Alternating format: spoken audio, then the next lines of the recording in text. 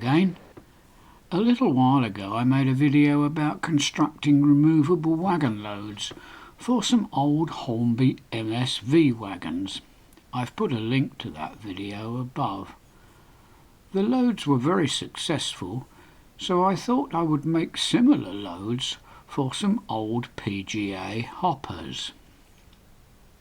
Similar, but not the same. I hadn't intended to make this video as it might be rather repetitive, but as I discovered partway through, due to some poor planning, this build would turn out rather differently. Once again, the loads will be removed from the wagons by magnet attached to an extending rod, which has worked very well, although I have to say the extending part has yet to be used. My wagons are by Lima, and as you can see there is a non-prototypical divider across the middle. I believe the more modern Hornby version does not have this divider, so if you have that version you can probably skip the next part. Initially I decided rather than risk damaging the wagons, and also because I'm inherently lazy, I would leave the dividers in place. This meant constructing 2 false floors for each wagon, or 18 for my 9-wagon rake. Large-headed clout nails were glued into the floors, which were then painted a brownish colour to match the ballast I was going to apply. The ballast was the same as before, and was obtained at a show from Atwood Aggregates. The wagon interiors were painted in a similar brownish colour to the false floors. Some ballast was glued on and a couple of floors fitted to a wagon to see how they fitted, and more importantly, how they worked.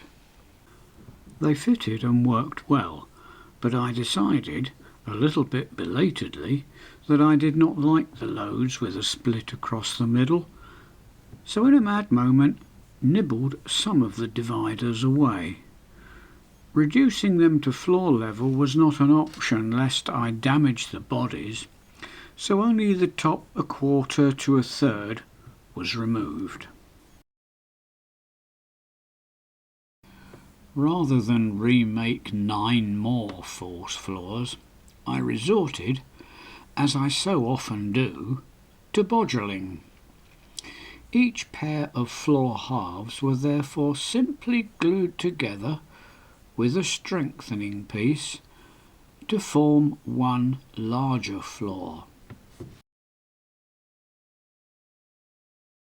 The new one-piece floors were placed in a wagon and fitted well. The new double-sized floors were now considerably heavier than the originals, so they were then tested to see if they could still be removed by the magnet, and it looked like they could. Ballast was glued into the gaps between the false floors, and as someone famous once said, you can't see the join.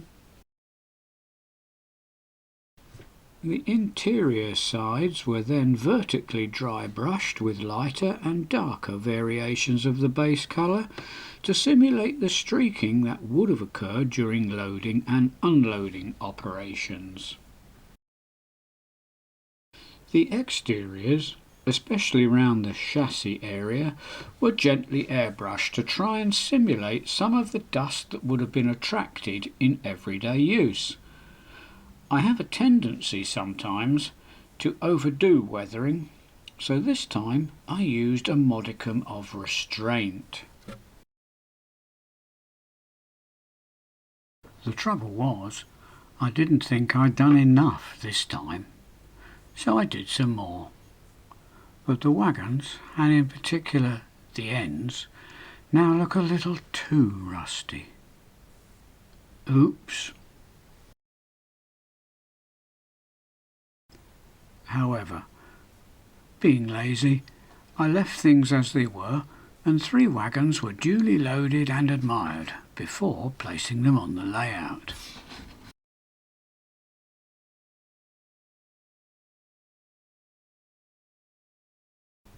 The empty wagons on the layout.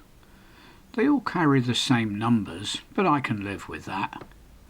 But the weathering looks better now the wagons are in their natural habitat, as it were.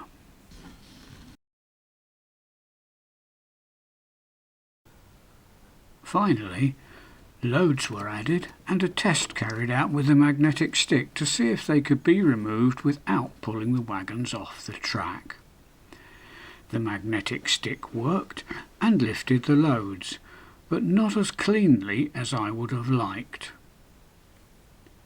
I think the main issue is due to the split floors I made with a nail under each end. I should have made one single floor for each wagon and placed the nail centrally. Also, with hindsight, a stronger magnet would have probably helped, and possibly also a magnet under the removable floor of the wagon. Forward planning, eh? But the loads sit well in the wagons, the weathering looks all right on the layout, and all in all, I am rather pleased with the end result. They will look great behind my blue Western Class 52. Anyway, that's all for now. Thanks for watching, and see you next time.